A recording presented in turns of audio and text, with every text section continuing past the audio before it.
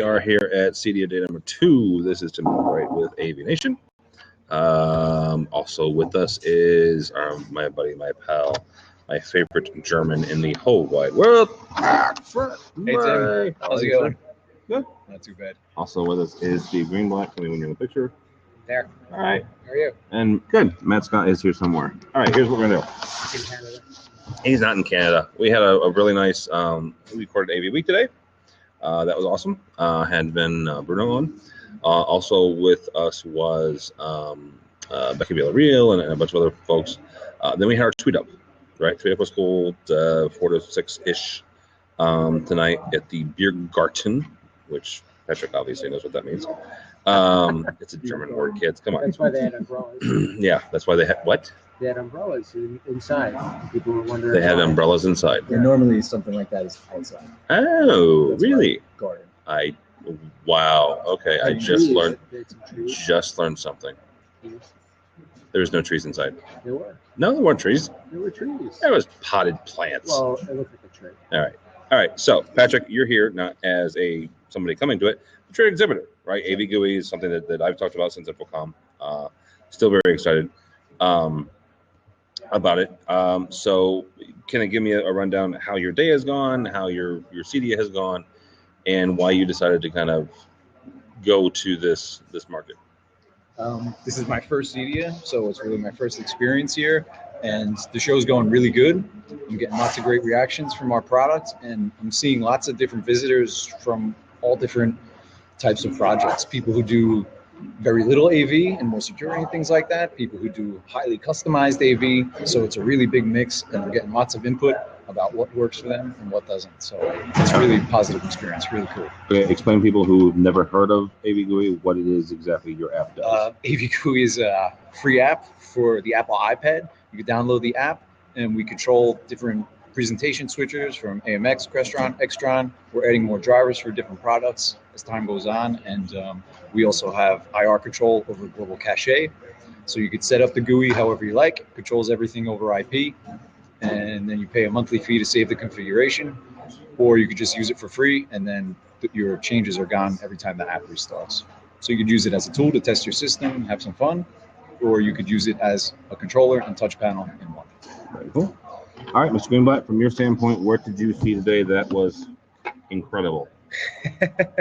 Well, I'll tell you from a different standpoint. So it was pretty. The tweet up, I think, had a lot of value.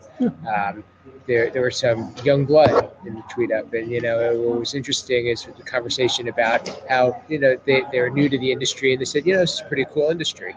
So I think that was very promising. And I said that, and they happen to be in marketing. I said that's what we have to market, because if we don't get new people, if we don't get new blood into the industry, we're not going to be passing the baton, and we're not going to be growing, and we're not going to be feeding our companies. So, I mean, that to me was a valuable conversation to have, and I think that's kind of sums it up for me in terms of what I get out of going to the shows is more about having conversations with the people and finding out what is the new focus and what's the hot topic, but also meeting some new people and trying to bring them under our wing and help them to appreciate what we do as much as we do. Yeah, So. very cool. All right. That was actually a really good point Steve made, because there were a fair amount of young blood, right? There's, Middle Atlantic brought a bunch of people from their booth. Draper brought a bunch of people. Crestron brought a bunch of people from their booths. So, there's a lot of folks that I met a couple new people. I met one of the press and PR person for Barco, great person, her name's Allison. Met one of the marketing people from Access Networks. So it was really it was a good event. It was a good event. It was cool.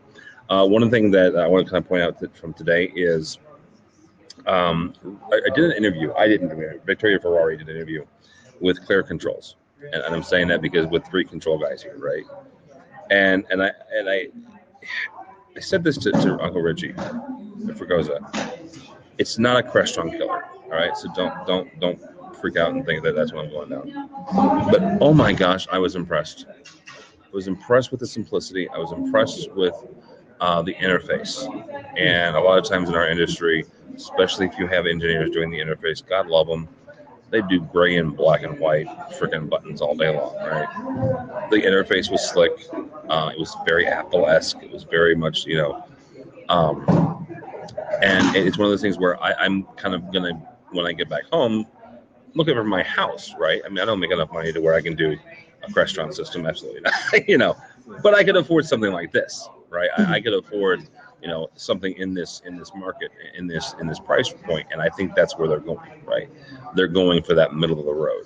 It's not the lowest end DIY remote control, but it's also not a freaking, $3,500, $4,000 Pro 3, fully decked out with cards either. So, Pro 3s, that was off the top of my head. Do not quote me on that. That's not dealer price or list price. So the fact that Control is infiltrating more markets, is that making Control more powerful, more respected?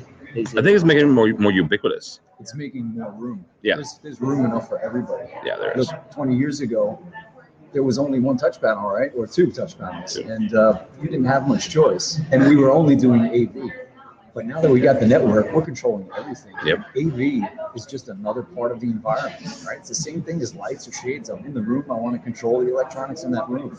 All with one interface. Exactly. Yeah. And that just opens up the market. And I really think there's room for all different kinds of solutions. Right? Well, You can do a totally custom solution. You have some kind of configuration. Yeah. And everything in the middle. Yeah. Very cool.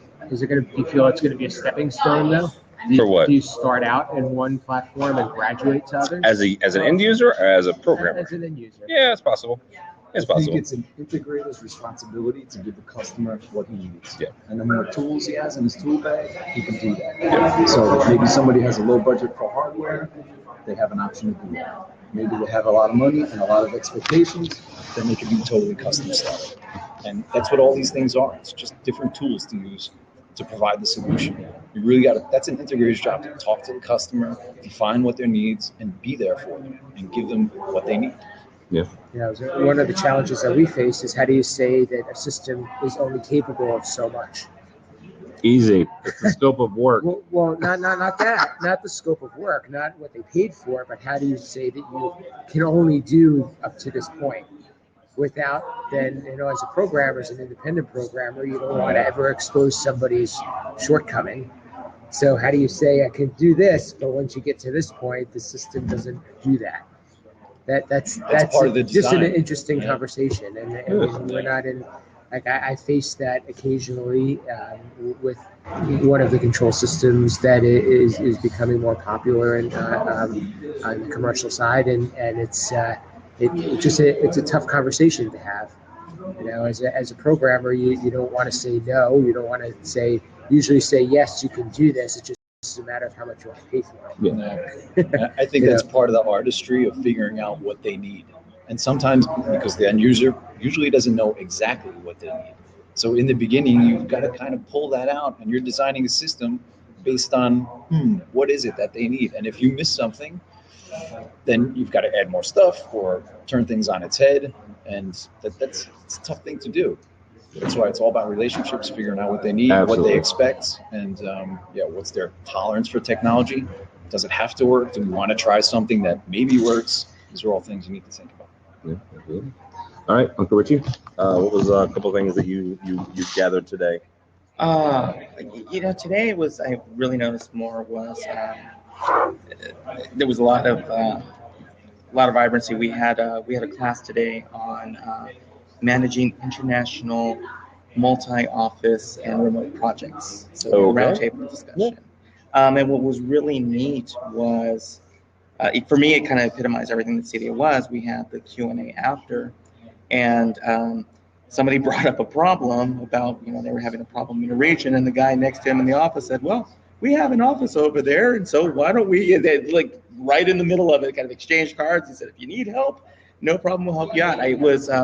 Today I was noticing a lot, for me, it was like I was really keen on, people were collaborating, which was really cool. And so today I was, doing booth videos, and I got the show floor in today. I got to see the booths, I got to see the technology and everything else, and that was really cool. But so far, kind of the things that I'm walking away from today was a lot of really cool connections today. There was at this There you go. point. Yeah, we were talking about, it's it's seeing the piece that I wrote, the business currency of friendship, Mhm. actually happening, real time Yeah. front, and it's a lot of really interested, engaged people. I felt today that everybody I was interacting with had a voice, had an opinion, had an idea. They were furthering where they were through all of it. So today was a people day. It was kind of fun, man. You got to pull that out, baby.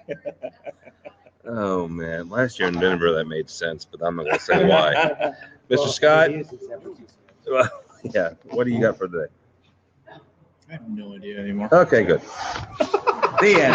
The Thank end. you for joining us. Thank you and good night. All right, here we go, kids. Tomorrow, Fantastic. I have no idea when we're going to do this because a bunch of us have different travel schedules, but we'll try to crank it out and make it happen. All right, we'll figure it out. This is AVNation signing off of CEDIA Expo